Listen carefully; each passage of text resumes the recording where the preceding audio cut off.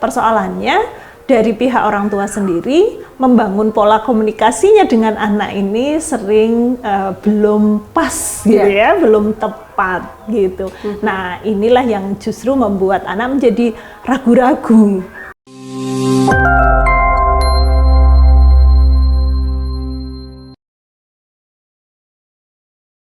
Pola asuh orang tua terhadap anak di era milenial saat ini tentunya tidak semudah dulu ya, di mana perkembangan teknologi, gadget salah satunya, ini bisa mempengaruhi pola asuh orang tua terhadap anak.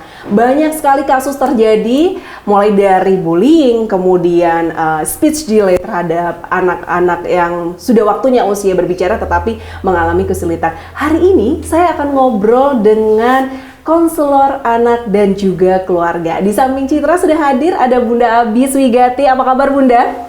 Alhamdulillah kabarnya baik banget. Selalu ya. Jadi Bunda ini bukan orang asing bagi Citra begitu ya. Karena memang di luar ini pun kita juga sering berkomunikasi seperti itu. Selalu dengan gaya bahasa yang benar-benar halus. Semua psikolog emang harus begitu ya Bun? Mungkin itu apa ya, karena kita menjaga jiwa yang sehat, jadi semuanya bisa kelihatan baik. Dan apa ya, intonasi, nada bicara itu kan kayak renyah banget gitu loh Bun ya. Kalau Citra itu kan kedengarannya kayak barbar banget gitu kan ya. Tapi kalau Bunda Abis itu kan yang kalem dengan senyum. Aduh, kalau saya nggak bisa, ampun deh gitu ya.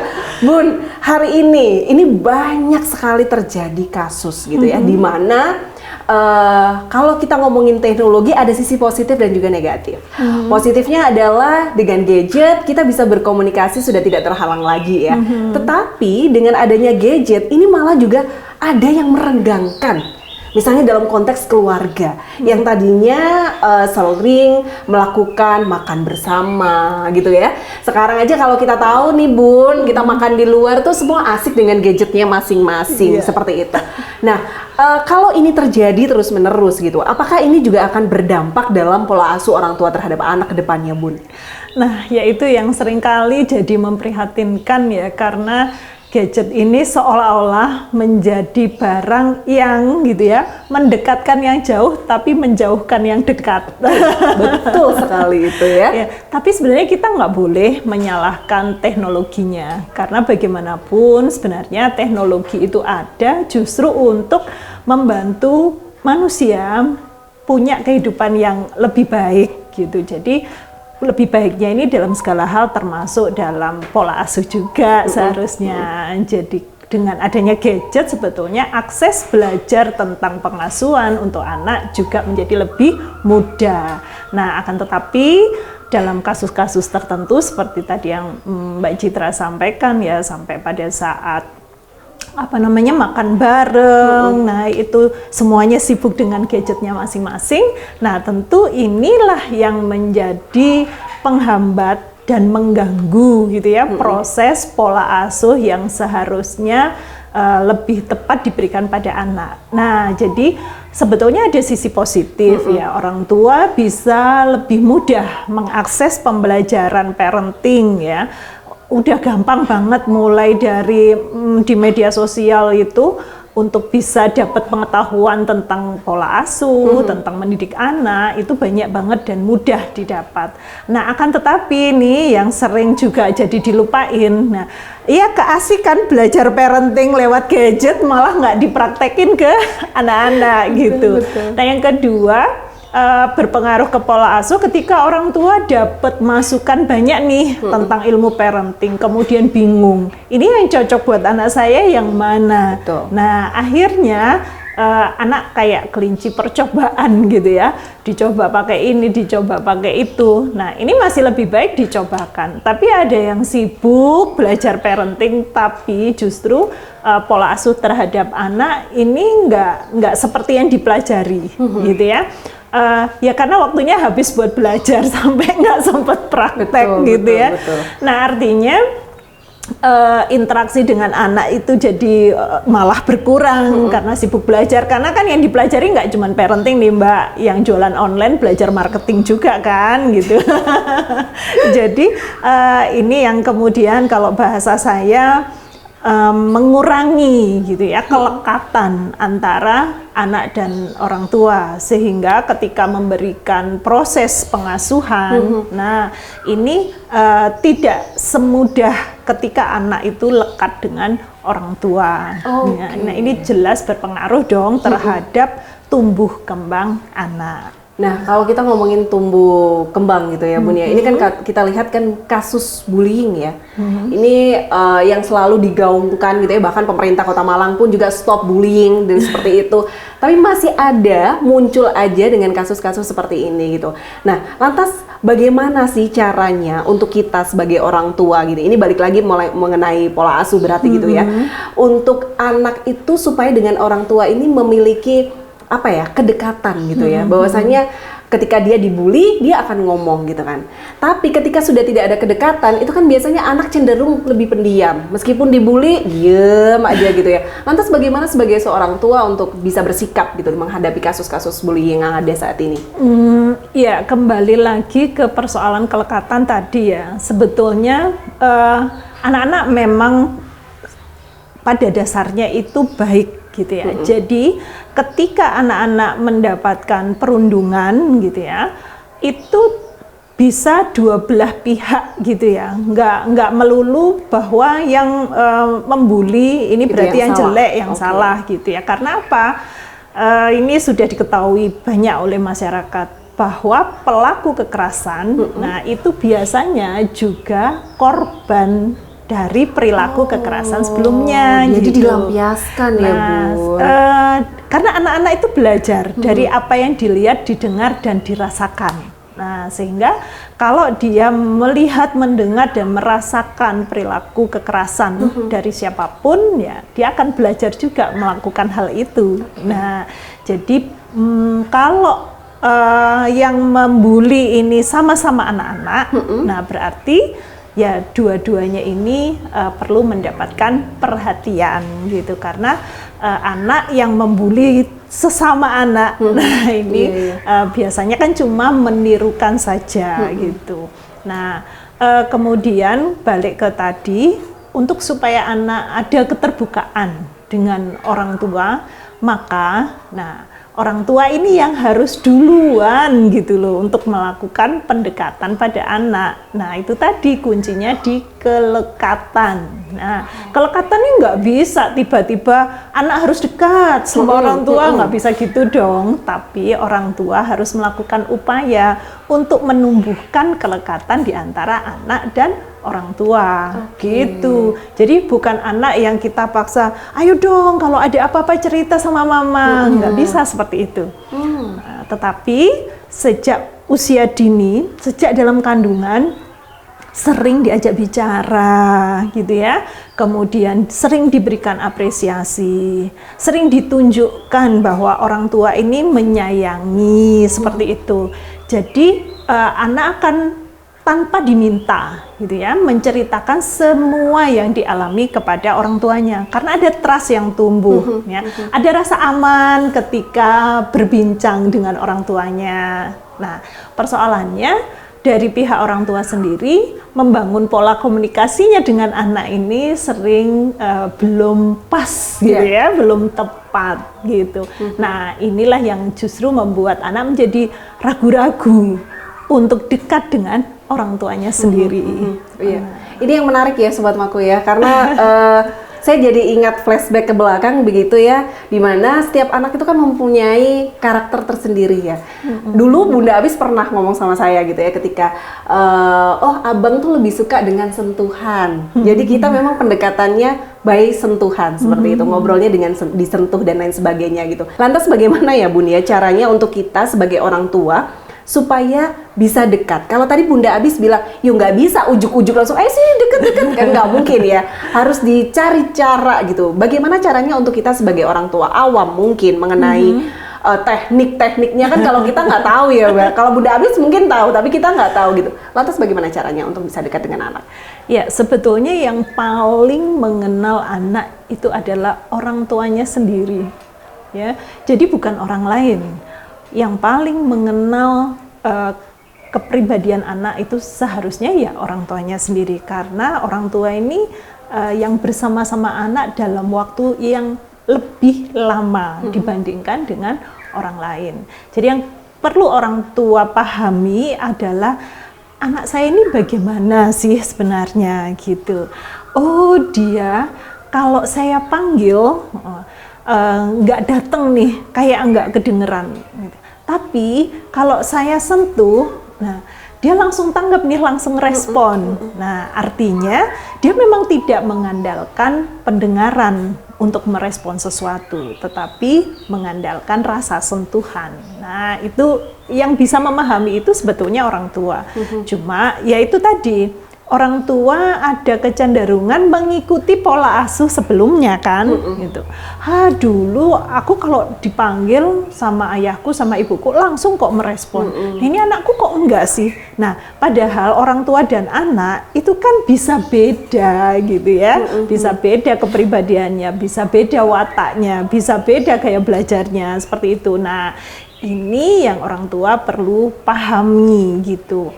Nah, sehingga untuk membangun kelekatan dimulai dari komunikasi yang berkesesuaian dengan kebutuhan anak, maka orang tua harus mengenali anaknya sendiri dulu gitu. Masa sih sama anaknya sendiri nggak kenal gitu ya. Nah, sama kok kayak dulu misalnya waktu suami belum jadi suami, ya PDKT kan ada PDKT dulu ya Bun, nah, betul, pasti kan dipelajari, sukanya makan apa karakternya nih, gimana gitu kan, sukanya warna apa, jadi kalau mau ngasih kado, nah disesuaikan gitu kan, untuk bisa dapat hatinya. Betul, nah itu sama sebenarnya kepada anak-anak kita juga mesti kita kenali, oh dia sukanya main ini, dia sukanya makan ini. Itulah sebetulnya proses orang tua mengupayakan kelekatan, pendekatan pada anak. Nah, jadi dari situ, nah kita mulai nih kalau anak sudah punya trust ya, sudah punya percayaan pada orang tua, sudah merasa aman ketika bersama orang tuanya, maka anak akan tanpa diminta itu bercerita, ya, menyampaikan. Tadi teman saya di sekolah begini begitu, guru saya begini begitu. Nah, hanya saja orang tua itu perlu juga belajar untuk mengendalikan emosi. Nah, karena apapun yang diceritakan anak, anakku tersayang kan, pasti baik, pasti benar gitu. Padahal itu belum tentu kan, gitu ya. Jadi kita percaya pada anak, tetapi gitu ya, tetapi kita juga harus tahu bahwa orang lain pun gitu perlu juga dipercaya gitu. Jadi ketika anak bercerita apapun, termasuk ketika dia dirundung atau dibully, nah kita harus bisa memberikan empati dan menyampaikan apresiasi karena dia sudah bercerita kepada orang tuanya. Nah, akan tetapi kita perlu juga untuk cross check gitu ya. Jadi tidak semata-mata apa yang diceritakan oleh anak kita kita yakini pasti benar semuanya. Ya. Memang benar, tapi mungkin ada 2%, 5%, 10% yang mungkin dia kelewat nggak ceritakan. Nah, atau wajar, anak-anak kan butuh rasa aman. Nah, dia cerita punya kekhawatiran. Dia punya kekhawatiran kalau menceritakan hal yang tidak baik, orang tuanya menjadi tidak sayang, seperti itu juga ada. Nah, sehingga tetap ada cross check. Nah, teknik komunikasi seperti ini saya menyebutnya triangulasi gitu ya. Jadi dari orang tua sudah ke anak, nah terus ke pihak lain juga gitu. Nah, sehingga antara anak dan orang tua itu tetap terbangun trust ya, tetap terbangun kepercayaan. Anak merasa dipercaya dan orang tua berusaha menunjukkan kepercayaannya dalam setiap proses komunikasi. Namun orang tua juga harus menunjukkan sikap bahwa ada orang lain juga yang harus dipedulikan ya dalam setiap cerita yang disampaikan gitu. Jadi kalau terkait dengan bullying ya atau perundungan, nah itu seperti itu. Jadi tetap apa yang diceritakan oleh anak ini perlu kita sikapi dengan positif. Nah, akan tetapi sebagai orang dewasa yang harus bisa lebih bijaksana nih daripada anak-anak. Jadi kita juga perlu melakukan komunikasi triangulasi tadi. Tadi, betul ya. Ini yang terkadang masih menjadi PR bahkan buat saya, mungkin ya Sobat Mako yang ada di rumah juga gitu ya. Kita yang ibu-ibu bekerja gitu ya Bun ya. Kadang kalau misalnya dibilang harus terbuka ketika anaknya cerita gitu, bentar-bentar ya Bunda masih ngurusin ini, nanti dulu ya ceritanya. Kadang kan masih terjadi hal-hal seperti itu ya Bun ya gitu ya. Bahkan saya sendiri pun juga masih yang kayak gitu. Bentar ya ngurusin kerjaan sebentar sedikit lagi gitu ya kayak gitu-gitu. Nah, apakah hal-hal itu juga nantinya bisa pengaruh terhadap pola asuh antara saya dan anak, orang tua dan anak dan lain sebagainya gitu Bun?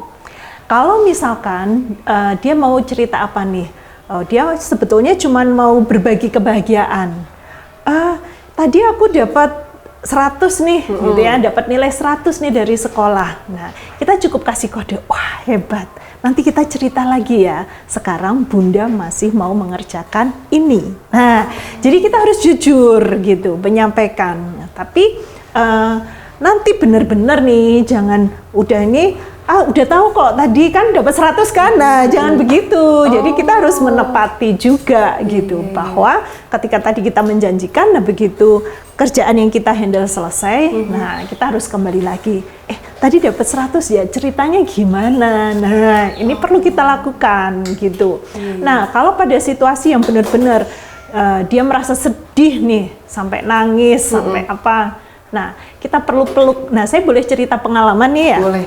Jadi waktu anak saya yang perempuan, anak saya yang paling kecil itu perempuan. Sebelumnya di usia 10 tahun saya sudah sempat sounding gitu ya, tentang apa yang akan dialami ya oleh anak perempuan ya di usia puber. Nanti akan mendapatkan yang namanya mensurasi. Saya udah bekali itu di usia 10 tahun. Tapi tetap aja reaksi normal menurut saya ya. Ketika di usia 12 tahun dia mendapatkan mensurasi, dia tetap shock. Ya, itu tetap. Dia telepon, ketika itu saya juga ada kegiatan bersama teman-teman ya yang juga menurut saya ya penting gitu ya. Dia telepon, dia bilang, "Umi harus pulang sekarang," gitu. Sekarang harus pulang, ada apa? Nah, saya tidak bilang, waduh nggak bisa. Tapi saya tanya dulu, ada apa? Gitu. Pokoknya harus pulang gitu. Aku mengeluarkan darah katanya. Nah, saya sudah langsung nyambung ya, yang dia maksud gitu. Jadi saya bilang, adik mensurasi. Iya, Umi harus pulang gitu. Jadi saya bilang, oke, Umi pulang gitu. Adik tenang ya, Umi pulang sekarang gitu, ditunggu ya, saya bilang gitu. Jadi saya meyakinkan bahwa saya bersiap-siap nih pulang gitu. Jadi saya menunjukkan saya perhatian sama dia, walaupun saya juga nggak bisa langsung saya pulang ya. Nah, gitu. Tetapi dengan saya mengatakan begitu, dia akan merasa bahwa dukungan orang tuanya ini kuat untuk dia dan dia tenang gitu. Nah, kemudian saya beneran pulang ya, tapi ya nggak langsung ya, pasti ada yang harus diberesin dulu. Nah, kemudian ketika saya pulang, saya peluk dia gitu, saya mengucapkan selamat dan lain sebagainya. Jadi ini loh, teknik memilih kalimat yang tepat. Itu nah yang ini mungkin bagi seorang psikolog ada ilmunya gitu kan ya, ada apa ya?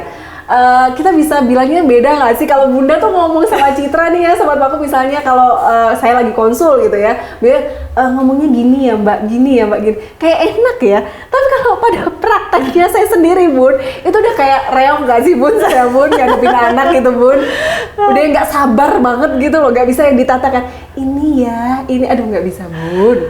Sebenarnya bisa nggak bisa itu bergantung pada kita kok. Itu nggak di psikologi juga banyak lah apa namanya ya, pembelajaran tentang komunikasi, tapi tidak dalam hal yang sifatnya detail seperti itu. Ya, jadi psikolog juga banyak yang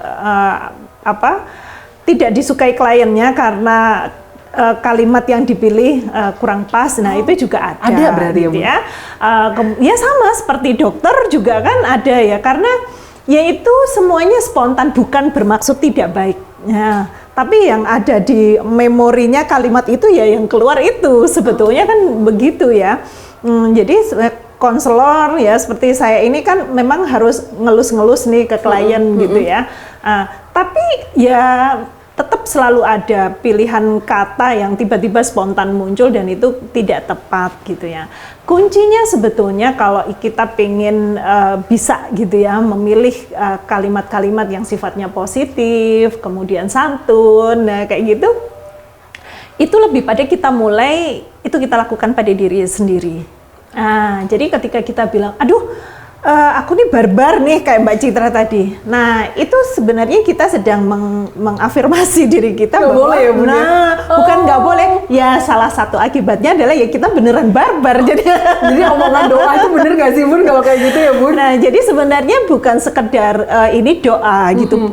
Kalau saya itu bukan doa, tetapi itu yang kita mau. Jadi ketika kita menyampaikan, aku nggak bisa nih ngomong halus, maka otak kita akan memberi perintah untuk tidak bisa ngomong halus. Nah, jadi itu yang perlu diperbaiki, geser.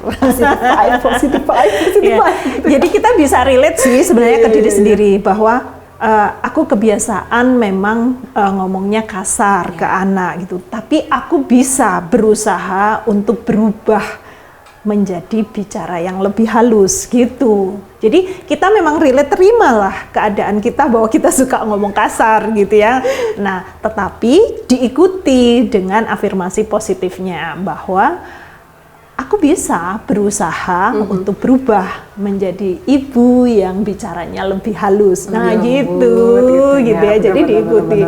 Jadi ini nggak karena saya orang psikologi misalnya, nggak karena dokter, nggak karena guru, jadi bicaranya misalnya lebih halus, lebih santun. Itu bukan karena profesi. Nah, tetapi itu karena proses kita memang berusaha ya, berusaha untuk bisa lebih baik lah dari sebelumnya. Semua orang bisa. Semua orang bisa, itu yang perlu digarisbawahi ya.